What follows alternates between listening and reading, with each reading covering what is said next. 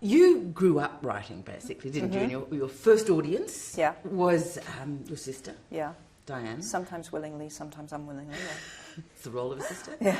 And your first story, I believe, involved a rabbit. A rabbit called Rabbit, yes. Rabbit did quite a lot of unrabbity things, but it was a series. Rabbit had lots of different adventures, and they were complete little stories. And I could, from that time onwards, I literally think as soon as I realised that books were written, as soon as I grasped the concept of writing a story, that's all I wanted to do. And I can't remember ever, I'm convinced, I'm sure, I know, I never wanted to do anything else. I can't remember ever wanting to do anything else. And how old would you have been when you Well, I know that I wrote Rabbit when I was about 6. Can we talk a bit about your mother? Because you were 15 when your mother... Which was diagnosed, yeah. Was diagnosed with... I mean, and multiple sclerosis was... It's little understood today, but it was even more mysterious. It's definitely worse then. I mean, the outlook these days, thankfully, I think is much better. There are drugs available, people understand the process and the progress of the disease much better. So there are certainly therapies available now that weren't there when my mother was diagnosed at all. There was no drug therapy whatsoever. And she was very unlucky. She was one of the relatively, the smaller number of people who have primary progressive MS, and she went downhill very, very fast. She was very young. She had me at 20, so she was the youngest mother I knew. So from every conceivable angle, it was shocking and horrible, horrifying actually, latterly, how quickly she became very, very ill.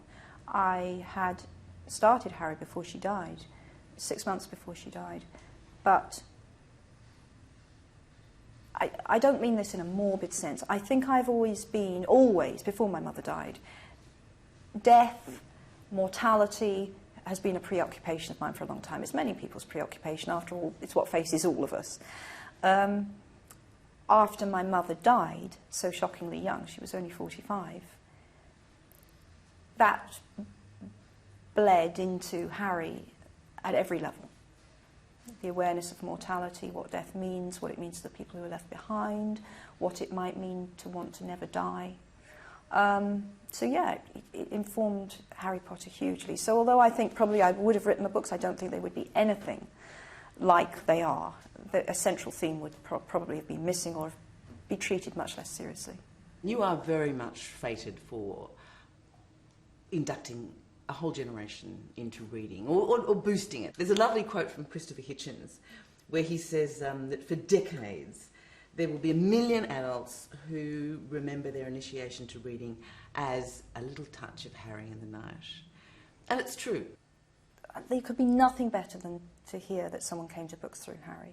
And I found that in the time when I was still in the middle of the series, particularly boys, parents were often delighted that their sons had found something that they wanted to read, because for whatever reason, we can discuss that, that's a whole separate programme, boys have found reading harder. I know that as a teacher, or less enjoyable, not necessarily harder, but they've come to it less naturally than girls normally.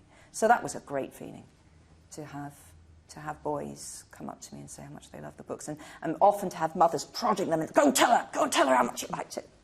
I was going to ask you whether it's been hard to keep a grip on reality through all the massive success and the changes you've been through, but it sounds to me like, no, you've kept a pretty good grip. Well, this may sound utterly bizarre. I often think the benchmark is, do you still go to the post office yourself?